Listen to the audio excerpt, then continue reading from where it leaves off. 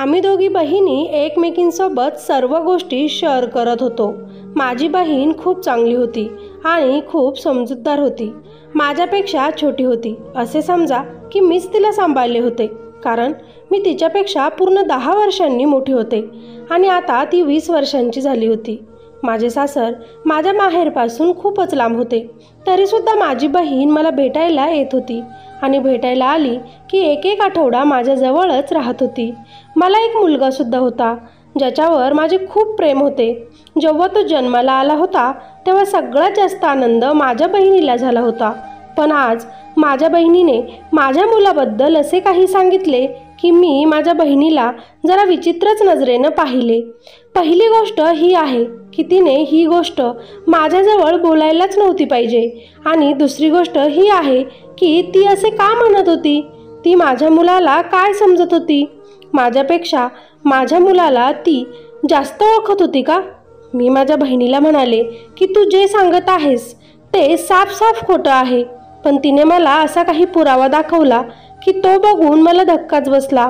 मी रडायला लागले, माझ्या पायाखालची जमीन सरकली, कारण तिने मला सांगितले की माझा 15 वर्षांचा मुलगा रात्रीच्या वेळी, माझे नाव रागिनी आहे आणि माझ्या बहिणीचे नाव रिया आहे। आम्ही दोघीच बहिणी होतो। आमच्या घरात खूपच सक्तीचे वातावरण होते। आमच्या पूर्ण खानदानात कोणीच लव्ह मॅरेज केले नव्हते, पण तरीही मला श्याम नावाच्या मुलावर प्रेम झाले होते। आमचे प्रेम खूप वेगळे होते, कारण आम्ही दोघांनी एकमेकांना कधीच पाहिले नव्हते। आम्ही फक्त एकमेकांचे फोटोज पाहिले होते। एक दिवस श्यामचा फोन माझ्या फोनवर आला होता, जो की रॉंग नंबर होता, आणि अशाच रीतीने आम्ही एकमेकांसोबत बोलत गेलो। आमची ओळख वाढली आणि त्याचे रूपांतर पुढे प्रेमात झाले। तो म्हणाला होता की तू तुझ्या घरच्यांना आपल्या प्रेमाबद्दल सांग, बाकी सर्व काही मी सांभाळेल। माझ्या मनात तर खूप शंका येत होत्या, कारण सगळीच मुलं असे बोलतात, पण त्याचे पालन कोणीच करत नाही। तरीही मी त्याच्या प्रेमात वेडी होऊन माझ्या घरच्यांना ही गोष्ट सांगितली। माझी बहीण माझ्याकडे तर वेगळ्याच नजरेनं पाहत होती, जी माझ्यापेक्षा 10 वर्षांनी छोटी होती, आणि माझे घरचे सुद्धा माझे बोलणे ऐकून खूपच चकित झाले होते। पण एका तासानंतर श्यामचा फोन आला होता आणि तो माझ्या बाबांसोबत बोलला आणि त्यांना समजावले की मला तुमच्या मुलीचा हात पाहिजे, मला तिच्यासोबत लग्न करायचे आहे। सगळ्यात पहिल्यांदा मी तुम्हाला भेटेल आणि मग माझ्या घरच्यांशी तुमच्याशी भेट करून देईल।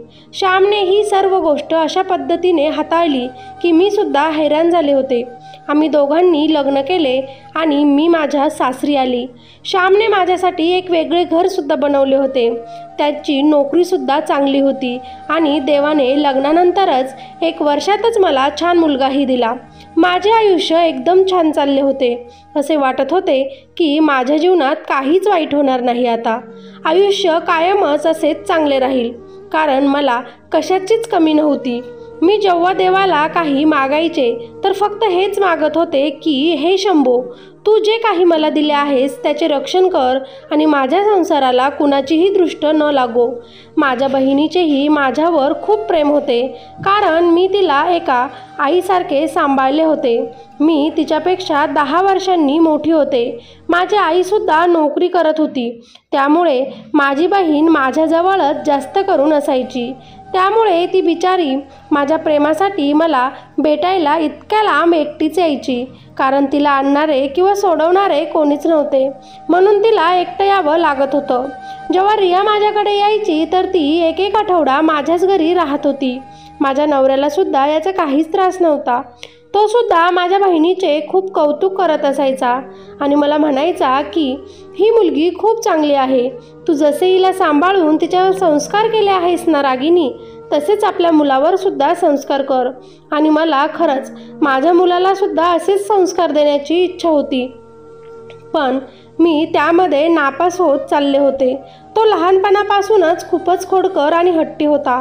तो प्रत्येक गोष्ट स्वतःच्याच मर्जीने करायचा, माझे काहीच ऐकत नव्हता, ना त्याच्या बाबांचे ऐकत होता। कदाचित मी कोणालाच चांगले संस्कार दिले नव्हते, कारण माझी बहीण चांगलीच होती, त्यामुळे ती चांगलीच निघाली, आणि माझा मुलगा हट्टी होता तर तो अजूनच हट्टीच बनत चालला होता।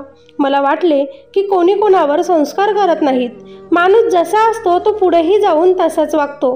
नाहीतरी आई वडील आपल्या मुलांना वाईट संस्कार तर देत नाही ना. मग असे का होते की एक मुलगा त्यांचा चांगला निघतो तर दुसरा मुलगा अतिशय वाईट असतो?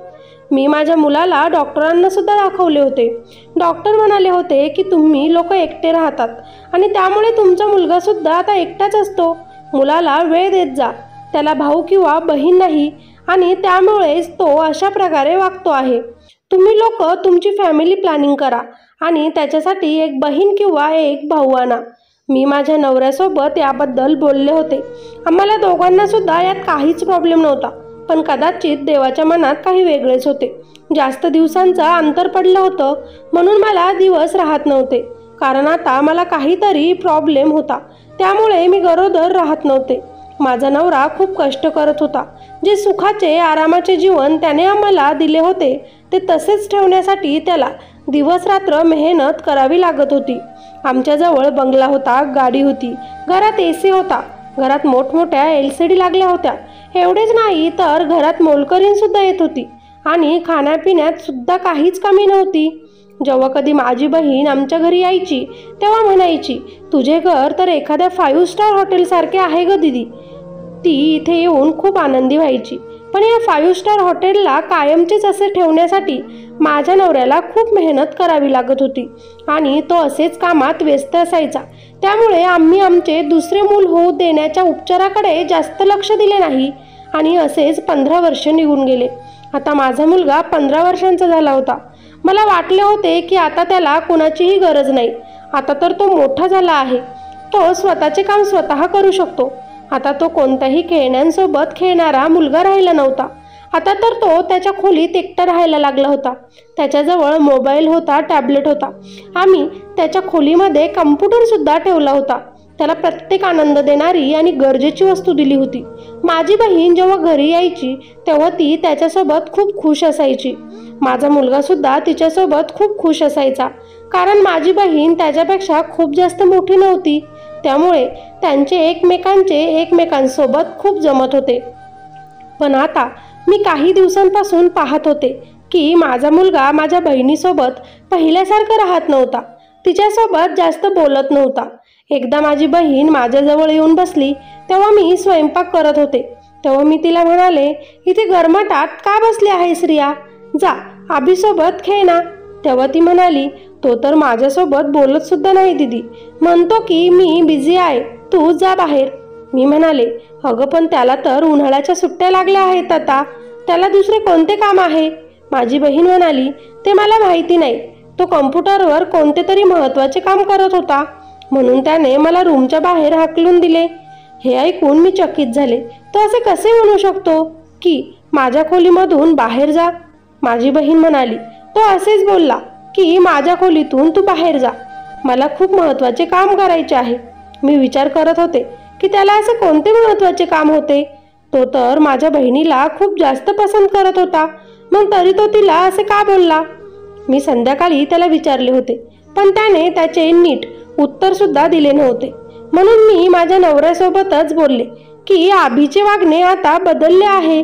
कोणतीही गोष्ट तो तिथल्या तिथे फाटकन बोलतो. माझा नवरा मला म्हणाला, हे तर चांगले आहे रागिनी, जिथल्या तिथेच बोलले पाहिजे माणसाने. मी म्हणाले, असे नाही, तुम्हाला समजत नाही मला काय म्हणायचे आहे ते. आभी जे मनात येईल ते तोंडावर बोलून टाकतो. पुढच्यांचा विचार करत नाही की त्याचे मन दुखेल किंवा नाही. खूप उद्धट होत चालला आहे तो आजकाल. माझा नवरा मला म्हणाला की मी आता त्याच्यासोबत बोलतो. पण परत नेहमीप्रमाणे तीच गोष्ट होणार होती. कारण माझ्या नवऱ्याला एवढा वेळच भेटत नव्हता की त्याच्यासोबत जाऊन तो बोलेल. एक दिवस मी सकाळी उठले आणि माझ्या मुलाच्या खोलीमध्ये गेले. कारण मला त्याच्या खोलीमधील एक गोष्ट घ्यायची होती. मी त्याच्या खोलीमध्ये गेले तेव्हा तो झोपला होता. त्याच्या चेहऱ्यावर खिडकीतून येणारा प्रकाश पडला होता. त्याच्या होठांवर लाल रंगाचं काहीतरी दिसत होतं. मी पुढे जाऊन पाहायला लागले तर तो अचानकच डचकून उठला. मी म्हणाले की तुझ्या होठांवर काय लागलं आहे रे आबी? तो म्हणाला, काहीच नाही लागले आई. त्याने आपले होठ आपल्या हातांनीच रगडले आणि त्याचे होठ लगेचच साफ झाले. मी त्याला म्हणाले, की रात्री झोपायच्या अगोदर तुला तोंड धुता येत नाही का रे? मला वाटते की तू जो काल रात्री पिझ्झा खाल्ला होता त्याचे कॅचअप तुझ्या होटांना लागले आहे. कमीत कमी तोंड तरी धुवून झोपत जा. इतका आळशीपणा काही कामाचा नाही. त्यावर अभि म्हणाला, अगं आई, मी रात्री तोंड धुवूनच झोपलो होतो. मी म्हणाले, हो का? मग ते काय भूताने तुझ्या तोंडाला लिपस्टिक लावली का? मी असं बोलल्यावर माझा मुलगा थोडासा घाबरला होता. माझी बहीण माझ्या मागेच उभी होती. ती माझ्या मागे मागेच त्याच्या रूममध्ये आली होती. मी पाहिले तर तिच्या चेहऱ्यावर विचित्रच भाव होते, जसे काय ती काहीतरी विचार करून टेन्शनमध्ये आली होती. मी विचारले तर ती काहीच नाही बोलली.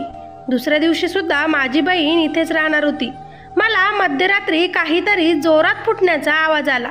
पाहिले तर मला वाटले मी स्वप्नातच पाहत आहे, पण नंतर जाणवले की घरात काहीतरी वस्तू फुटली आहे. मी पटकन झोपेतून उठले. मला वाटले की मांजर असेल, तिच्यामुळेच काहीतरी फुटले असेल. पण तो आवाज माझ्या मुलाच्या खोलीतून आला होता आणि त्याच्या खोलीची लाईटसुद्धा चालूच होती. मी जेव्हा त्याच्या रूमचा दरवाजा वाजवला तेव्हा आतमध्ये लगेचच शांतता पसरली. थोड्याच वेळात माझी बहीण त्याच्या रूममधून बाहेर निघाली आणि मी आत पाहिले तर जमिनीवर फ्लॉवर पॉट पडला होता. मी तिला विचारले, तू इथे काय करत आहेस रिया? आणि मुलाला विचारले की हा फ्लॉवर पॉट कसा पडला आणि तू तोडला आहेस का अभि? तू आपल्या मावशीवर चिडला होतास का? तुम्ही दोघांनी काही मस्ती केली होती का? तेव्हा माझा मुलगा म्हणायला लागला की नाही आई, आम्ही दोघे खेळत होतो फक्त, आणि खेळत असताना फ्लॉवर पॉट खाली पडला आणि फुटला. मी म्हणाले, ही कोणती वेळ आहे खेळण्याची? आणि रिया, काल तर तू त्याच्यासोबत नाराज होतीस ना, आणि आता अर्ध्या रात्री तू त्याच्यासोबत खेळत आहेस. माझी बहीण गप्प बसली. तरी मी तिला परत म्हणाले, अभि काय म्हणत आहे? तेव्हा ती म्हणाली, ते खरं आहे, आम्ही खेळतच होतो. तो खरं बोलत आहे. एवढे बोलून ती जमिनीवर जोराचे पाय आपटत बाहेर निघून गेली. ती रागात होती, पण तिला राग कोणत्या गोष्टीचा आला होता हे मला समजले नाही. अभि तर म्हणत होता की आम्ही दोघे खेळत होतो, आणि माझी बहीण खोलीच्या बाहेर असे निघाली की जशी काय ती खूपच रागात होती. मला त्या दोघांचे काहीच समजत नव्हते. मी खोलीतला तुटलेला तो फ्लॉवर पॉट उचलला आणि ती जागा साफ केली आणि माझ्या मुलाला म्हणाले, आता शांतपणे झोप बघू, आणि जर मावशीसोबत भांडण झाले असेल तर उद्या तिला सॉरी बोल, कारण ती तुझ्यापेक्षा मोठी आहे. तू जेव्हा लहान होतास तेव्हा तिनेच तुझी सगळ्यात जास्त काळजी घेतली होती. तुला तिच्या मुलासारखं सांभाळलं होतं. तोच अभि म्हणाला, आई, मी मावशीसोबत भांडलो नाही ग, तरीसुद्धा तू बोलत आहेस तर मी तिची माफी मागतो. उद्या तू टेन्शन घेऊ नकोस. दुसऱ्या दिवशी आम्ही लोक हॉलमध्येच बसलो होतो, चहा पित होतो. तेव्हा अभि आला आणि त्याने रियाची माफी मागितली. तो रियाला म्हणाला की मावशी, मला काल रात्रीच्या गोष्टीसाठी प्लीज माफ कर. त्याने माफी मागितलेली बघून रियाने त्याला हसूनच मिठी मारली, जसे कधी काही झालेच नाही. मला खूप चांगले वाटले होते की अभिने माझे म्हणणे ऐकले, माझा मान ठेवला होता. मी माझ्या बहिणीला म्हणाले, पाहिलेस का, माझा मुलगा इतकासुद्धा वाईट नाही आहे. जेव्हा आपण त्याला प्रेमाने समजावतो ना, तेव्हा तो ती गोष्ट लगेच ऐकतो. रिया म्हणाली, पण दीदी, मला तुझ्यासोबत एक महत्त्वाची गोष्ट बोलायची आहे. मी म्हणाले, बोल ना, काय बोलायचे असेल ते स्पष्ट बोल. रिया म्हणाली, तू तुझ्या अभिचे लवकरात लवकर लग्न करून टाक. तिचे बोलणे ऐकून मी खूप जोरजोरात हसायला लागले आणि तिला म्हणाले, कुणाबद्दल बोलत आहेस तू रिया? अभिबद्दल? अगं, तो फक्त 15 वर्षांचा मुलगा आहे आणि तू म्हणतेस की त्याचे लग्न करून टाक. रिया म्हणाली, दीदी, फक्त तू माझे ऐक आणि त्याचे लग्न करून टाक. तुझ्यासाठी आणि आपल्या सगळ्यांसाठीच हेच चांगले असेल. मला आता रिया खूप गंभीर वाटत होती. पहिले मला वाटले की ती चेष्टा करत असेल, पण ती खूप गंभीर्याने बोलत होती. मी तिला म्हणाले, नक्की काय झालं आहे? तू माझ्यापासून काही लपवत आहेस का? मला सगळे खरे खरे सांग. तेव्हा रिया म्हणाली, नाही, असे काहीच नाही दीदी, मी तुझ्यापासून काहीच लपवत नाही. बस मी जे काही म्हणत आहे ते तू कर आणि माझे ऐक. आणि हो, उद्या मी परत गावी जात आहे. मी रियाला म्हणाले, अगं, तू तर 4 दिवसातच परत जात आहेस. तू तर प्रत्येक वेळी 1 आठवड्यापेक्षा जास्त माझ्या घरी थांबतेस ना. मग आता काय झाले तुला? यावर रिया मला म्हणाली, यावेळेला माझे इथे मन लागत नाही. मी म्हणाले, काय बोलत आहेस तू रिया? आता तर माझ्या अभिने सुद्धा तुझी माफी मागितली आहे, तरी सुद्धा त्याची एखादी गोष्ट तू मनात लावून धरली आहेस. रिया म्हणाली, असे काहीच नाही दीदी, मी त्याला माफ केले आहे आणि तसं सुद्धा आमचे कोणतेही गंभीर भांडण झालेच नव्हते. तो फ्लॉवर पॉट चुकून फुटला होता. आता बस झालं यावर चर्चा, मी उद्या जाणार आहे. पण तू माझ्या बोलण्यावर विचार कर, त्याचे लग्न लावून दे, त्याला त्याचा संसार करू दे. असे बोलून माझी बहीण रिया सकाळी सकाळी तिथून निघून गेली होती. पण मला खूप अडचणीत टाकून गेली होती. अशी काही गोष्ट बोलून गेली होती की मला काही समजतच नव्हते की ती असे का म्हणाली होती. माझ्या मुलाबद्दल की तुझ्या मुलाचे लग्न कर. 15 वर्षाच्या मुलाचे लग्न कोण करते का आजच्या जमान्यात? आता आपण काही जुन्या जमान्यात राहतो का बरं? आणि खेडेगावात सुद्धा राहत नाही की मुलाचे लग्न लवकर लावून देऊ आणि मोकळं होऊ. ही गोष्ट मी माझ्या नवऱ्याला सांगितली तर ते सुद्धा खूप मोठमोठ्याने हसायला लागले. ते म्हणाले की तुझी बहीणसुद्धा अजूनपर्यंत छोटीच आहे ग, त्यामुळेच असे विचित्र बोलून गेली असावी. तिला काय इतकं कळतं? मी नवऱ्याला म्हणाले की ती खूप टेन्शनमध्ये होती. पण माझा नवरा लगेच मला म्हणाला, अगं काळजी करू नकोस, असे काहीच नसेल. जसे ती अजून लहान आहे तसेच आपला अभिसुद्धा अजून लहान आहे. दोघांच्यात काहीतरी भांडण झाले असेल आणि तिने रागाच्या भरातच असे काहीतरी बोलले असेल. तू टेन्शन घेऊ नकोस, आपण कुठे त्याचे लग्न लगेच लावून द्यायला निघालो आहे. आपण त्याचे लग्न तो 25 वर्षांचा झाल्यावरच करू. माझ्या नवऱ्याने तर त्याचा निर्णय ऐकवला होता. पण मला माझ्या बहिणीच्या बोलण्याची पद्धत अजूनसुद्धा नीट लक्षात येत नव्हती. तिने माझ्यासोबत कोणतीही चेष्टा केली नव्हती हे मला चांगलेच समजत होते. तिने खूपच गांभीर्याने ही गोष्ट मला सांगितली होती की अभिचे लग्न करून टाक म्हणून. खूप विचार केला मी. मला वाटले की तिला आता फोन करायला पाहिजे. कदाचित ती मला फोनवर सगळं काही सांगू शकेल. पण तिने मला फोनवर सुद्धा काहीच सांगितले नाही. तो विषय मी आता विसरण्याचा प्रयत्न करत होते. एक दिवस माझा नवरा मला बिल भरायचे पैसे देऊन गेला होता आणि म्हणाला होता की आज तूच जाऊन बिल भर रागिनी. कॉलनीच्या दुकानातूनच आमचे बिल जमा होत होते आणि दरवेळेस मी स्वतः बिल भरत होते. पहिले मी दुकानातून किराणा भरला आणि त्या दुकानदाराला सांगितले की हे सगळे सामान माझ्या घरी पाठवून दे. नंतर माझ्या लक्षात आले की आपल्याला बिलसुद्धा भरायचे आहे. जेव्हा मी त्याला बिल भरायला पैसे दिले तेव्हा तो दुकानदार म्हणाला की दीदी यांमध्ये 4000 रुपये कमी आहेत. मी म्हणाले नाही नाही, पूर्ण असेल, नीट बघा. तो दुकानदार म्हणाला की नाही दीदी, कमीच आहे. कदाचित मोजण्यात तुमची काहीतरी गडबड झाली असेल. कदाचित माझ्या नवऱ्याकडूनच पैसे मोजण्यात काहीतरी गडबड झाली होती, कारण मी पैसे मोजले नव्हते. जेव्हा नवऱ्याने हातात पैसे दिलेत मी घरी परत आले, कारण आज बिल भरण्याची ही शेवटची तारीख होती. मला तर काही समजत नव्हते. कुठल्याही परिस्थितीमध्ये मला पैसे हवे होते. माझा मुलगा हॉलमध्येच बसला होता. तो मला टेन्शनमध्ये पाहून म्हणाला, काय झाले ग आई?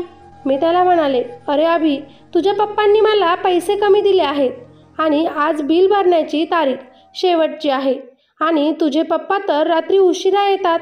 आता बिल उद्या भरले तर आपल्यालाच दंड पडेल आणि तुझे पप्पा मलाच रागवतील बघ. एवढे बोलून मी किचनमध्ये निघून गेले. थोड्या वेळानंतर मी पाहिले की अभि बाहेर गेला होता आणि जेव्हा तो परत आला तर मला म्हणाला की आई, मी बिल भरले आहे ग. मी आश्चर्यचकित होऊन त्याला म्हणाले, तुझ्याजवळ एवढे पैसे कुठून आलेत रे अभि? तर तो मला म्हणाला, आई, होते ग माझ्याजवळ पैसे. मी अभिला म्हणाले, खरं खरं सांग हं अभि, एवढे पैसे तुझ्याजवळ कुठून आलेत ते? 15 वर्षाच्या मुलाजवळ एवढे 3-4 हजार रुपये कधी पडून असतात का बरं? तर अभि म्हणाला, होते ग आई माझ्याजवळच. मी माझ्या मनी पॉकेटमधूनच साचवले आहेत हे पैसे. मी बेकारचा खर्च करत नाही. पण माझा त्याच्यावर अजिबात विश्वास बसत नव्हता, कारण तो कधीच पैसे साठवत नव्हता हे मला चांगलंच माहिती होतं. उलट आमचे जास्तच पैसे तो खर्च करत होता. पण परत मी विचार केला, कदाचित त्यानं स्वतःला बदललं असेल, करत असेल जमा पैसे, असे मला वाटले. मी म्हणाले, चांगली गोष्ट आहे अभि, चांगलं करतो आहेस, हुशार झालास तू. नाहीतर संध्याकाळी पप्पा आपल्यावरच ओरडले असते बघ. आज मला माझ्या बहिणीच्या त्या गोष्टीची पुन्हा आठवण झाली होती. आता माझी बहीण पुन्हा पहिल्यासारखं माझ्या घरी येत नव्हती. खूप विचित्र बोलत होती. म्हणत होती की माझे तिथे मन लागत नाही. मी तिला म्हणाले की तुला मला भेटावंसं वाटत नाही का ग रिया? मी तुझी बहीण आहे. मी तर तुला लहानाचं मोठं केलं आहे. इतक्या लवकरच मला कंटाळलीस का तू? तर ती म्हणाली, नाही दीदी, मला तुझी खूप आठवण येते. पण मी आता तिकडे येऊ शकत नाही. पण मी जे काही तुला सांगितले आहे ते तू माझे ऐक आणि तुझ्या मुलाचेच लग्न लावून दे. नाहीतर तुला नंतर खूप टेन्शन येईल. मला हे ऐकून खूपच राग आला. मी तिला म्हणाले, रिया, खरं खरं सांग काय गोष्ट आहे. नाहीतर मी एकतर तुझा गळा दाबेल, नाहीतर त्याचा. अशा उद्धट पद्धतीनं मी तिला ओरडत होते. पण रिया म्हणत होती की तुझी जी मर्जी असेल ते तू माझ्यासोबत कर दीदी. पण जर मी माझ्या तोंडाने तुला सांगितले तर तू माझ्यावर कधीच विश्वास ठेवणार नाही. मला माहिती आहे. उलट तू माझ्यासोबतच भांडण करशील, मलाच चुकीचं ठरवशील. पण जेव्हा तू तुझ्या डोळ्यांनी ते सगळं पाहशील तेव्हाच तुला माझे म्हणणे खरे वाटेल. तिचे असे बोलणे ऐकून मी सुद्धा रागातच तिला म्हणाले, तुला जे वाटेल ते तू कर. नको येऊ मला भेटायला, नको सांगू खरं. जेव्हा मला कळेल तेव्हा कळेल. इतकं बोलत मी रागातच फोन ठेवून दिला. माहिती नाही ती अशा पद्धतीने चित्रविचित्र वाईट चुकीच्या पद्धतीने का बोलत होती. आता मी माझ्या मुलाच्या खोलीजवळून जात होते तर मला आतमधून गाण्यांचा आवाज ऐकू आला. कम्प्युटरवर गाणं लावले गेले होते, पण ते मुलींचे गाणे होते. माझ्या मनात विचार आला की याला कधीपासून मुलींची गाणी आवडू लागली. मी जशी आत गेले तसे तिथले गाणे बंद झाले. मी अभिला म्हणाले, काय रे अभि, कसली गाणी ऐकत आहेस तू? हे असल्या गाण्यांवर तर लग्नात मुजरा केला जातो, तमाशात नाच केला जातो. आणि तुझ्या पसंतीला काय झाले आहे आजकाल? लगेचच अभि मला म्हणायला लागला की ए आई, ते गाणे चुकून लागले होते माझ्याकडून, आता बदलले आहे. मी म्हणाले, अरे मी जेव्हापासून मावशीसोबत फोनवर बोलत होते तेव्हापासून हे गाणे ऐकूच येत आहे. अभि म्हणायला लागला की तेव्हाच मी बाथरूममध्ये गेलो होतो ग. माझा चुकूनच हात लागला गेला असेल कीबोर्डला आणि ते गाणे चालू झाले असेल. मी त्याला आता संशयास्पद नजरेनं बघू लागले. तोच अभि मला म्हणाला, काय झाले आहे आई तुला आजकाल? का माझ्या नुसती मागे लागली आहेस? मी लगेचच अभिला म्हणाले, तू तुझ्या मावशीला त्या दिवशी काय बोलत होतास? खरं खरं सांग, तुमच्या दोघांमध्ये कसले भांडण झाले होते ते? हे ऐकून तो थोडा घाबरलेला वाटला. त्याच्या चेहऱ्यावर मला ते स्पष्ट समजले, पण त्याने सुद्धा मला काहीच सांगितले नाही.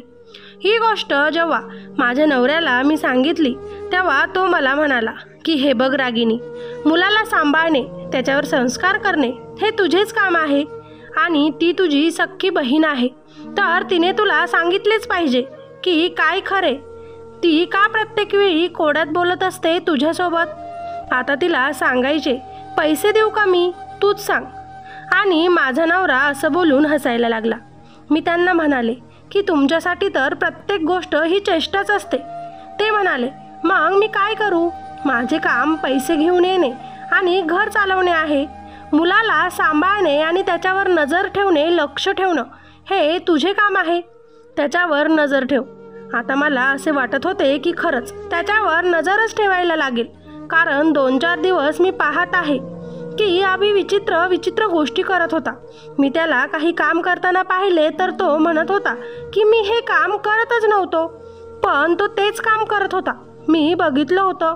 मी नाराज झाले होते. म्हणून एक दिवस माझी बहीण आणि आई घरी आली. आई म्हणाली की तुला भेटायची खूप इच्छा होत होती. माझी आई एवढ्या लांब एकटी येऊ शकत नव्हती, म्हणून तिने रियाला सोबत आणले होते. रात्रीच्या वेळी मी रियाला माझ्या रूममध्ये एकटीलाच बोलवले आणि तिला म्हणाले, आता तरी नक्की काय झालं ते सांग. काय गोष्ट आहे? मला त्याची चिंता आहे. तुझाही कुणीतरी लागतोच ना तो. त्यावर रिया म्हणाली, जर तू एवढाच हट्ट करत आहेस दीदी तर तू माझ्यासोबत चल आणि आपल्या मुलाच्या खोलीत लपून पहा. तुला सगळं काही सत्य कळेल. रिया म्हणाली की मी अभिच्या रूमची खिडकी त्याच्या नकळत खोलून ठेवेल. मग आपण दोघी रात्री त्या खिडकीतून लपून पाहू. त्याला कळणार सुद्धा नाही. मी रियाला म्हणाले की अगं तू हे काय म्हणत आहेस? हे तू काय माझ्याकडून करून घेत आहेस? तो माझा मुलगा आहे. रिया म्हणाली, तो तुझा मुलगा आहे म्हणून तर तो तुला कधीच खरं काही सांगणार नाही. तुला माहिती नाही आजकालची मुलं किती खतरनाक झाले आहेत. ते आपल्या आईवडिलांना बोटांवर नाचवतात आणि आपण लोकसुद्धा नाचतो.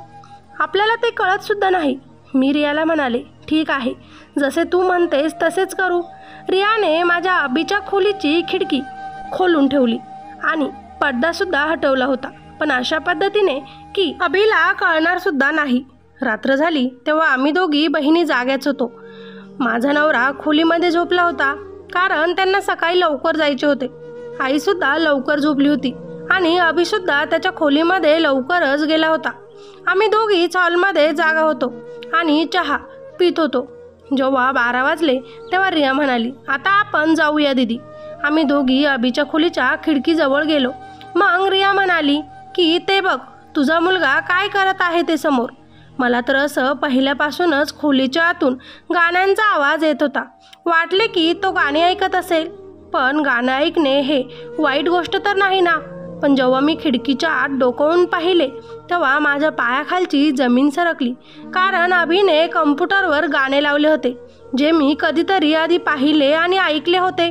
असे गाणे जे लग्नात बायका त्या गाण्यांवर मुजरा करतात आणि सोबतच तो स्वतःला लाईव्ह टेलिकास्ट करत होता आणि त्याच गाण्यांवर उभे राहून डान्सही करत होता. फक्त एवढेच नाही तर त्याने बायकांसारखे कपडेसुद्धा घातले होते आणि त्याला पाहणारे काही लोक होते जे कम्प्युटरच्या 3-4 छोटी स्क्रीनवर लाईव्ह दिसत होते आणि अभिला पाहत होते आणि ते त्याच्या नाचण्यावर वाहावाहासुद्धा करत होते. आता माझ्या डोक्यात सर्व काही यायला लागले. त्या दिवशी त्याच्या होठांवर लागले गेलेले कॅचअप नव्हते तर लिपस्टिक होती.